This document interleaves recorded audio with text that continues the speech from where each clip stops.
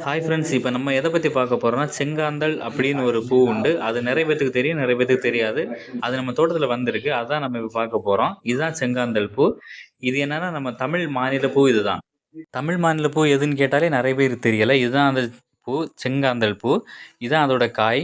இந்த பூ போனதுக்கப்புறம் தான் அந்த காய் வரும். இதான் அதோட மொட்டுகள். அந்த பூவோட மொட்டுகள் எல்லாம் இதான். இதெல்லாம் நல்ல பூக்கள், நல்ல பூ இது. இந்த பூ மாதிரி தான் இனிமேல் ஆகும். அதுக்கப்புறம் தான் இந்த காய் வரும். அந்த காய்க்கு உள்ளாடி தான் சின்ன சின்ன விதைகள் இருக்கும். அந்த விதைகள் தான் நல்ல மருத்துவ குணம் உள்ளதுன்னு சொல்லுவாங்க. அதனால நம்ம நாட்டில் இருந்து வெளிநாடுகளுக்கெல்லாம் நிறைய எக்ஸ்போர்ட்டிங் ஆகிட்டு இருக்கு.